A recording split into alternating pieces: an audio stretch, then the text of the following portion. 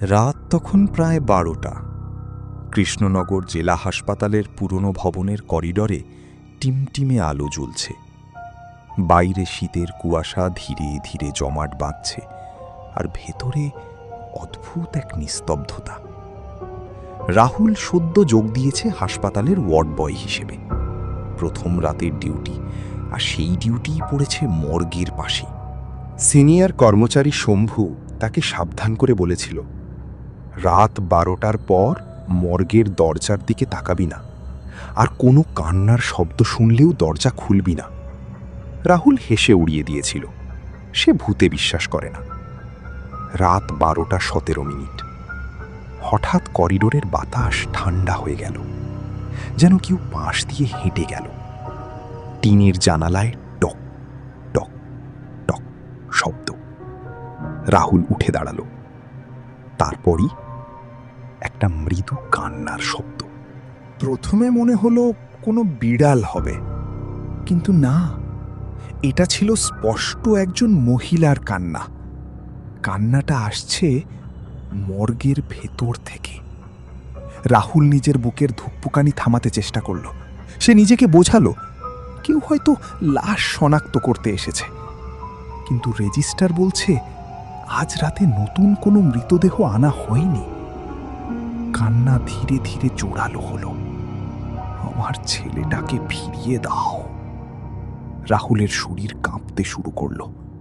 মর্গের দরজার নিচ দিয়ে সাদা কুয়াশার মতো ধোঁয়া বের হতে লাগল। সে ধীরে ধীরে দরজার কাছে এগোলো। হাত বাড়িয়ে দরজার হাতলে ছুঁতেই হাতলটা বরফের মতো ঠান্ডা। হঠাৎ কান্না থেমে গেল। পুরো করিডোর নিস্তব্ধ।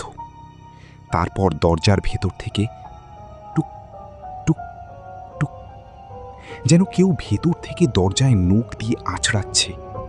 রাহুল দৌড়ে পেছনে সরে এলো।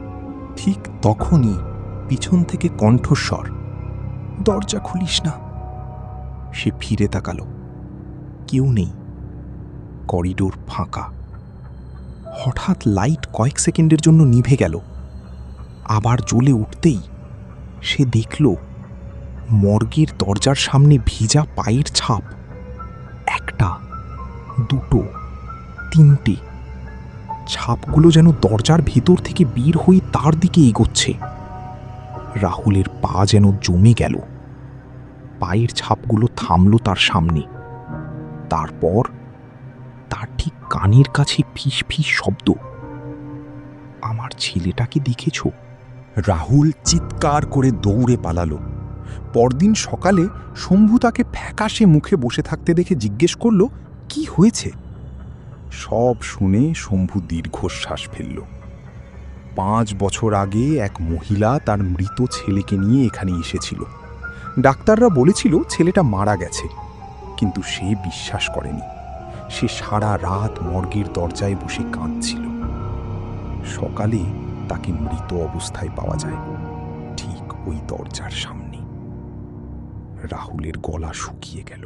তারপর শম্ভু ধীরে বলল, প্রতি বছর শীতকালে কোনো কোনো রাতে সেই কান্না শোনা যায়। সেই রাতের পর রাহুল আর কখনো মর্গের দিকে তাকায়নি। কিন্তু ডিউটি শেষে বাড়ি ফেরার সময় তার কানে এখনো ভেসে আসে, আমার ছেলেটাকে ফিরিয়ে দাও। আর মাঝে মাঝে সে অনুভব করে তার পেছনে ভেজা পায়ের শব্দ।